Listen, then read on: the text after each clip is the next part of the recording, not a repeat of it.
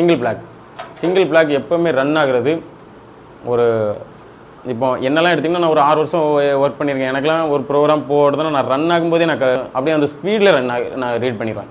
எனக்கு அதை ரீட் பண்ண அதுக்கு ஏன்னா நான் 6 வருஷம் ஒர்க் பண்ணியிருக்கலாம். என் மைண்டுக்குள்ளே அந்த கோடெல்லாம் அப்படியே மனப்பாடமாக இருக்கும். ஆனால் புதுசாக போகிறவங்களுக்கு அப்படி இருக்காது.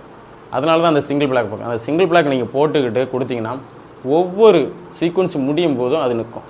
என்ன இதே மாதிரி இப்போ நம்ம சிங்கிள் பிளாக் எப்படி ஒர்க் பண்ண போகுதுன்னு சொல்லுங்கள். சரிங்களா? சிங்கிள் பிளாக் எப்படி இருக்குன்னு பாருங்கள். போர்டில் நான் போட்டிருக்கா சிங்கிள் பிளாக்னு இப்படி தான் இருக்கும்.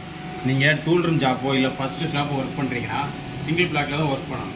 இதை மேக்ஸிமம் நிறைய கொஸ்டினில் கேட்பாங்க. எஸ்பிஜினா என்ன, சிங்கிள் பிளாக் ஒர்க்கிங். ஓகேங்களா?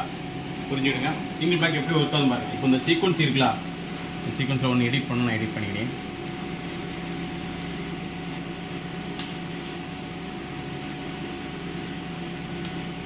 பார்த்துக்கங்க சிங்கிள் பிளாக் எப்படி ஒர்க் ஆகும். சிங்கிள் பிளாக்ல போட்டிங்கன்னா ஒரே ஒரு கோடு மட்டும்தான் எடுத்துக்கும், மற்ற கோடை எடுத்துக்காது. பாருங்கள், நான் கால் பண்ணுறேன்.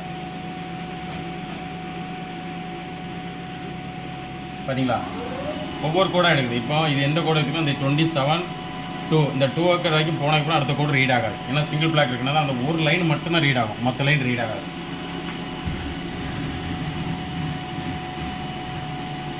பார்த்தீங்களா? 27.5 கோட் நம்பர் ரீட் ஆகிருக்கு.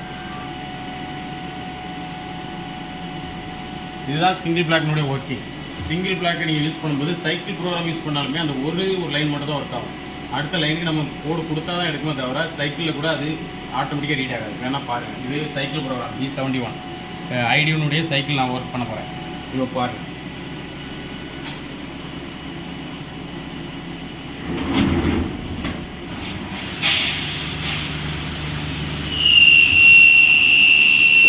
ஒவ்வொரு சீக்வன்ஸும் முடிய அது நின்று அப்படி ஓடும்.